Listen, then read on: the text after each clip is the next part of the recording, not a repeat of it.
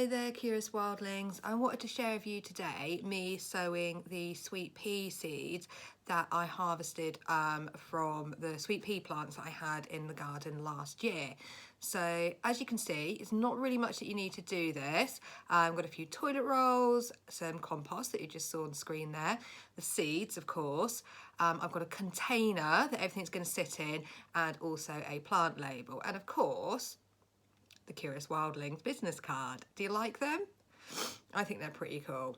Anyway, to get started, you need some sort of a container to pop all your little planted up seeds in, and we're actually going to plant the seeds into some cut up toilet rolls. So grab your toilet roll, cut each one in half.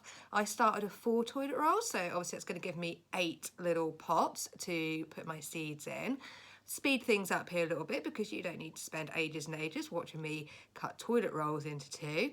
But once you've got all your toilet rolls cut in half, just get them neatly lined up and you're ready for the next step, which is, can you guess? That's it, it's the compost. Now normally you would use a proper potting compost mix, okay, and the reason you use that is just that it has just extra little bits of nutrients and feed that is good for getting seeds started off. However, it's January 21 and I'm in Norfolk in England and we are in lockdown, so we're only supposed to go out of the house for essential items, and I'm not really sure that potting compost is essential, so I'm using multi-use compost here and it should work just fine. Now there's 2 ways you can do it. You can either fill up each of your pots individually like this, so in your hand just fill it up and then you kind of flip it over and pop it back into the container, okay. I was quite impressed that I didn't spill anything there. Or you can do it slightly quicker and easier way, which is to just kind of spoon the compost mix into the pot one at a time. Like I say, it can make a little bit of a mess, but not to worry. Gardening, planting is all about kind of getting mucky, isn't it? So fill up each of your little pots with the compost mix, okay.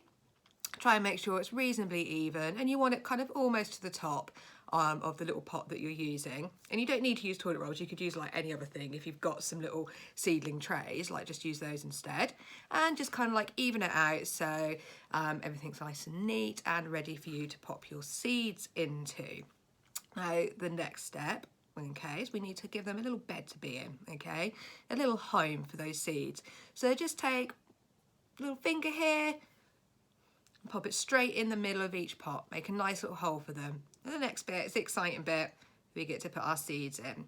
So like I say, these are sweet pea seeds that I harvested from pods last year. In fact, there's a video on the YouTube channel just here. I will put a link in the description so you can have a look at that. And just pop 1 seed into each of the pots. Now, if you are using a pot that's a little bit bigger, so maybe like a little yogurt pot, you might want to put 2 or 3 seeds in each cell, okay. I'm only putting 1 in these. The reason you don't want to put too many into the smaller containers is that when they kind of start growing their root systems, that everything's going to kind of compete with each other. If you've got too many seeds in there, then you're not necessarily going to get like the strongest, healthiest plants, okay. There'll be a bit too much competition.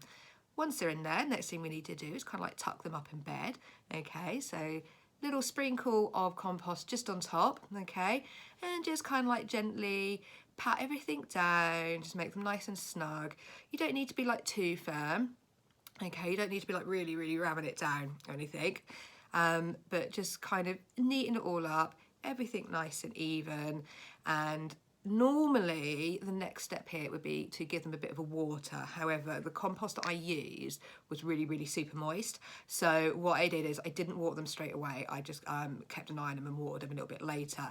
Now this next bit, you just noticed that I showed you a blank plant label. It's really important to always date and name seeds that you sow, okay? Because as you kind of go through the weeks and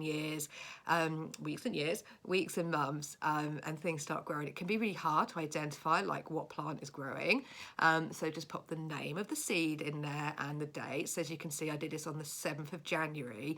This also means that if you're going to be planting the same seeds at different times, so maybe I'm probably going to try doing some sweet pea seeds once a month, you can see which ones got on better. So were they happier when it was warmer, that sort of thing. It can give you a good idea of like the better conditions as well.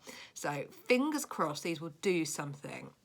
Now, the next thing we need to do is we need to put these in like a nice kind of quite warm, not too hot, and sunny place for them to germinate, okay? And what I didn't do originally, and you can see me doing here, is just popping some cling film over, and this is going to create a nice little mini greenhouse for the seeds. Anyway, good luck with your sowing. Hope it goes well. Let's see what happens with these ones. Bye.